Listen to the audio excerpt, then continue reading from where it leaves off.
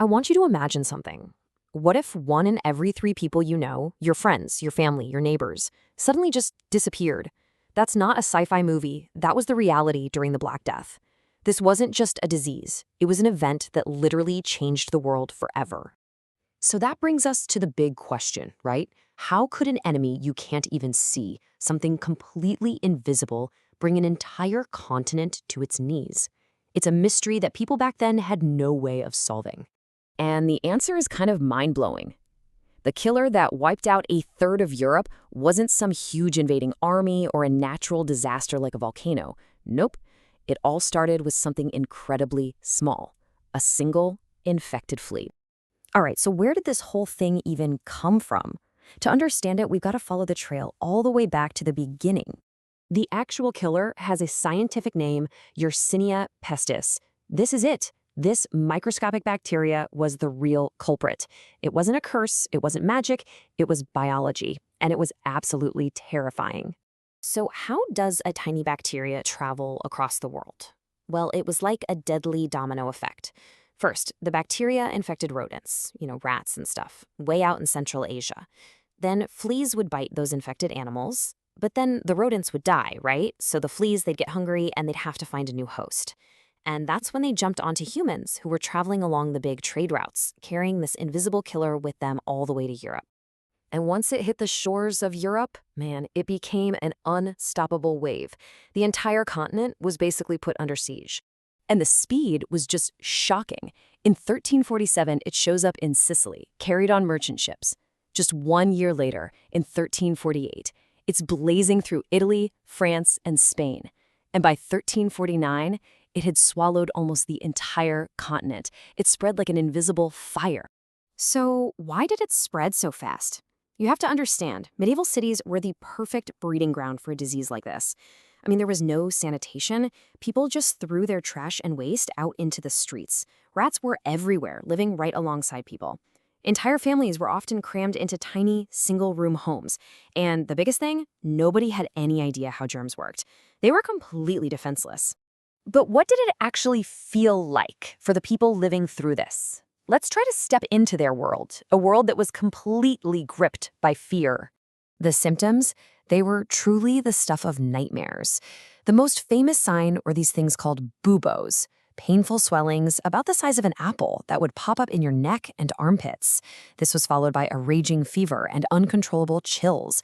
And then dark spots would start covering the skin. For most people, it was all over in a horrifying 3 to 5 days.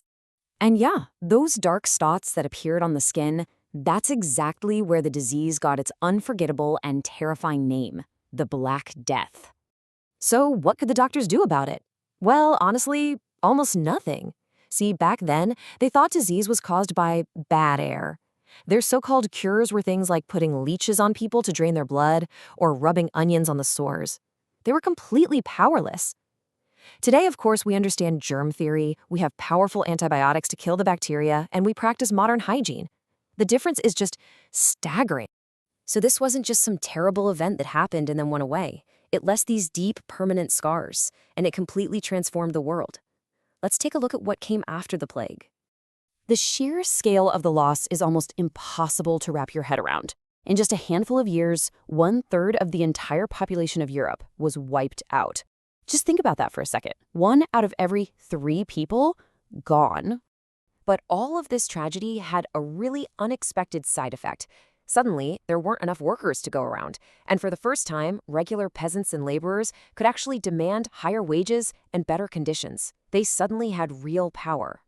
And that shook society to its very foundations. The old feudal system, where lords owned the land and the peasants who worked it, it started to crumble. A lot of people lost their faith in the church, which couldn't stop the plague. Fear and suspicion tore communities apart.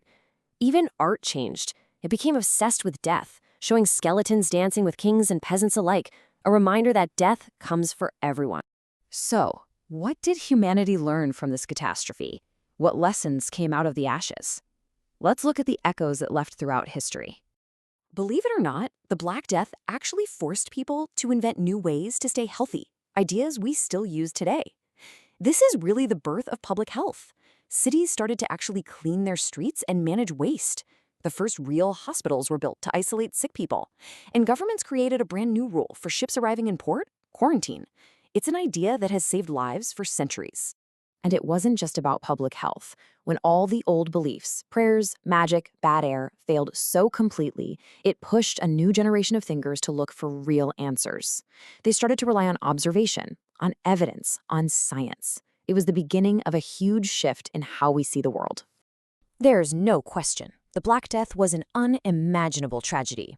But in a strange way, by shattering the old world, it actually cleared the path for a new one.